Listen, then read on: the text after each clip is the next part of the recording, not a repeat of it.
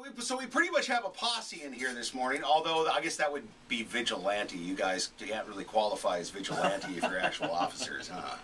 No, we wouldn't be vigilantes so much as a hand up. So Officer Hunt, what is the topic? Today's topic we want to talk about are the at-risk youth in our community and the positive interventions that organizations are using and coming together to help these kids so that they have a more positive future and brighter opportunities. Very nice. What is the biggest concern with what youth are getting into these days? Is it drugs? Is it just getting involved with the wrong crowd? Is it, you know, what's really the biggest risk? I don't know if we could narrow it down to one big risk, because risk as itself is kind of an intuitive description of what we do, but you're looking at it more globally. Is it gangs? Is it drugs? Is it poverty? Is it limited education? There's so many different facets. Probably what about all those factors, huh? Well, and many. And sometimes exactly. there's the parents. You've got two parents that are working, and they say that there's more time. Kids will get home from school, and there's no parental supervision there, and they have more time to kind of find trouble to get into.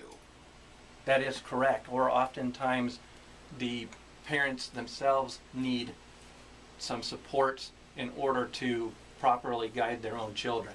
Lord knows I'm a bad influence on mine. So what are some great things we can do? Well, we've got some pretty awesome programs going. When we start looking at, I'm the school resource officer for Oasis Community School, and I partner with Donna Knockreiner here, who is the probation officer assigned to Phoenix School, both on the same campus, both targeting the kids that have had the most difficulties in our community, in our school districts around Shasta County. They're both continuation schools? No, I wouldn't refer to them necessarily as continuation schools, but they're more the last resort intervention centers for these kids that are most at risk. They're not functioning. Extra attention. Extra attention. They're not functioning. It may be attendance. It could be behavior. It could be a litany of different things, and they're going to get concentrated types of services, whether it's mental health service, whether it's behavior direction, education, tutoring, things of that nature that are going to help. In the process, we're pulling together our community resources, and that's where a program like Jeremy's comes into play with Monster Camp through Team Quest down on Center Street across from Geronda's. They've come in, pitched the program to us, and it's an outstanding program. We've pulled together the Youth Violence Prevention Council, +1 mentor program, the police department, the probation department, to put together mentors to join in his program so that the kids that are going team up with an adult and then lead his program. And I'm going to let Jeremy explain how his program works, because it is an awesome design. It's powerful. So why is it called Monster Camp? Well, I'm actually I'm a fighter. I've been fighting for like the last 15 years, and somewhere along the line I got the like an MMA fighter or something? Yeah. Exactly.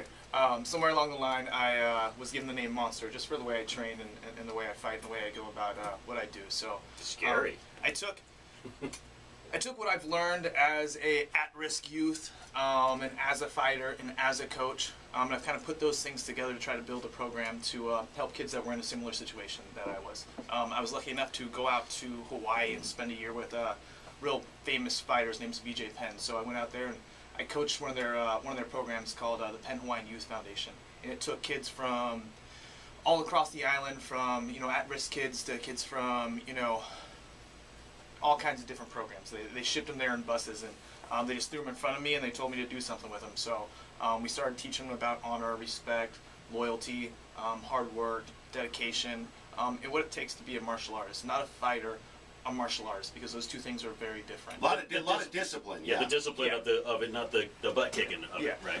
One comes with a lot of integrity and hard work, and one comes with just punching someone in the face. And if you really want to be a martial artist, it's a very long and a hard path you have to travel. And that's what we try to teach these kids. It's a journey that has no destination. You just continue to grow and continue to grow.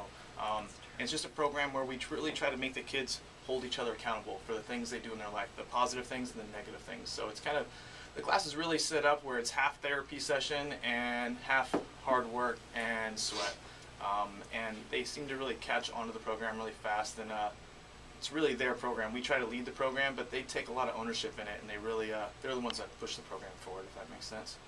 Are there times, you know, sometimes they think these kids are just hopeless and there's no way they're ever going to be able to turn themselves around, and you get them in the program, and have you seen ones that they've thought, nah, you're not going to have any luck with this kid, and you're able to get them... I'm sure these guys can attest for it. The turnaround factor with these kids happens so unbelievably fast. After a week or two in our program, you see an unbelievable difference. A lot of these kids have never talked to an adult that just genuinely wants to help them. I'm not there to get them in trouble when these guys are there. They're not there to discipline them. We're there as a team, and a lot of these kids haven't had the opportunity to ever be part of the team. They haven't Get had in front of an authority figure and they just shut down. Exactly. They haven't had the opportunity to, you know, play high school sports because they don't have the grades or they don't have the support from home. So a lot of them, this is their first opportunity to really feel proud of themselves and to really help motivate the person next to them in a positive way. And once you start motivating people in a positive way, it becomes an addiction. And then they're trading one addiction for another, and it seems to work. And maybe the peer pressure becomes a positive thing. It does, negative or positive. You know, peer pressure can work both ways. And when they're all together in Team Quest and in Monster Camp, they seem to be pushing each other in the right direction. Huh. So how is this funded?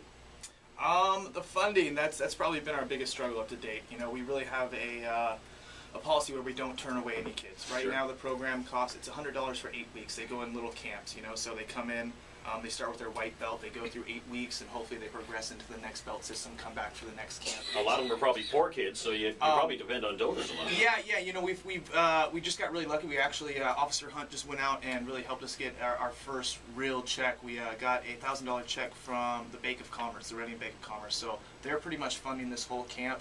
After this camp, we're starting from zero again. So that's where. So Diane from the probation department. Donna. Oh, Donna, I'm sorry. Donna from the probation department. Have you seen the results of this program? I've seen the before and after of the program? outstanding results from this program. I have a young man on my caseload right now who we hadn't been able to stop him from smoking marijuana. 8 months of dirty tests.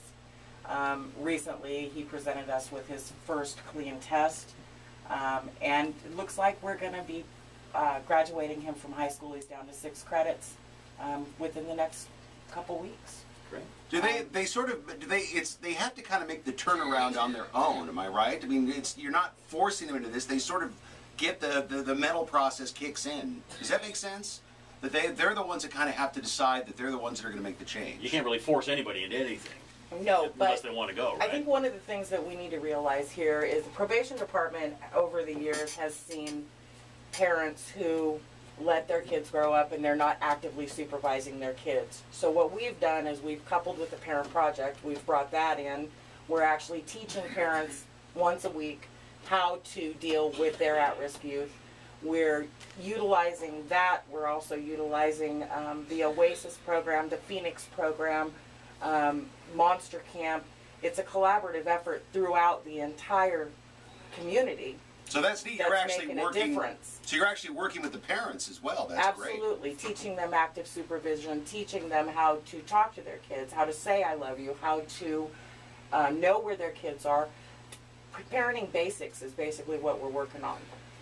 Once we get that piece together and we're able to get them into the Monster Camp and we get the parents back involved in their kids' lives, we're seeing absolute success. Well, this is undoubtedly the best way to reduce the future jail population. Absolutely. Is to make the little criminals not grow up into big criminals, right? Correct.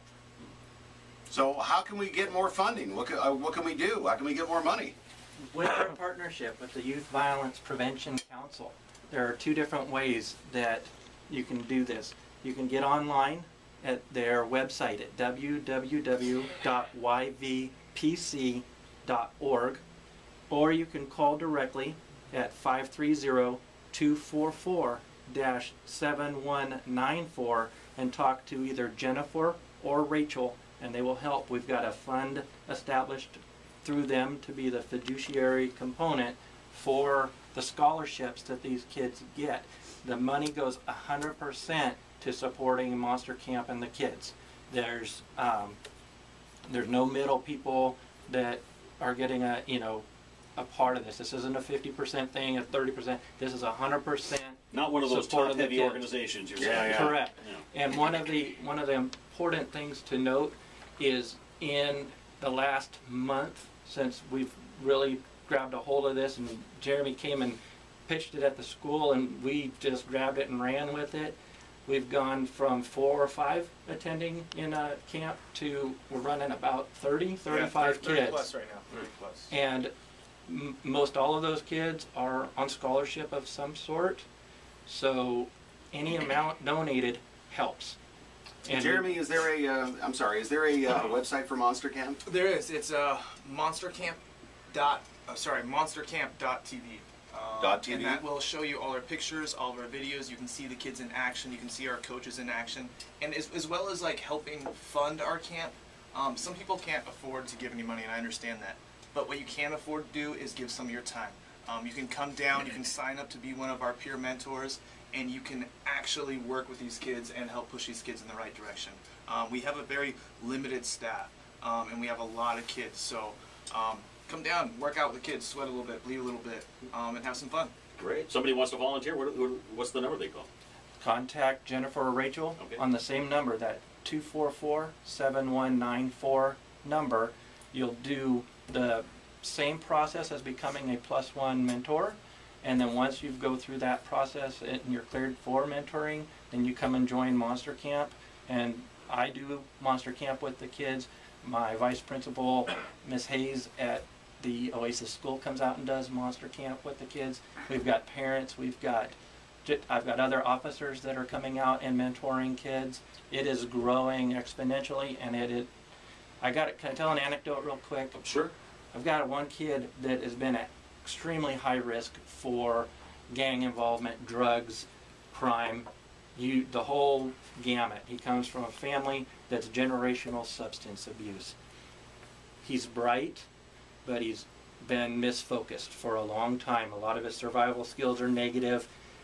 We've got our hooks into him, and he is coming to Monster Camp. He is performing better in school. His respect level is rising. He truly wants a better life than what he's known, and he knows that this is the path, and that all of these community folks are willing to help lay those bricks for him so that he can have that brighter future that he really wants. And it's just amazing to see a kid that 6-8 weeks ago I thought I was going to be chasing over fences for a long time, and he's doing a 180. It's awesome. Sounds like a very cool intervention program. Officer Hunt, Donna, Jeremy, thanks a lot for coming in and telling us about this. Absolutely. And we got room for you too. So come on down and work out. Oh, I'm already grown up. It's too late for me. I'm in radio. It's way too late. Thank you so much, you guys. Thank you for having us.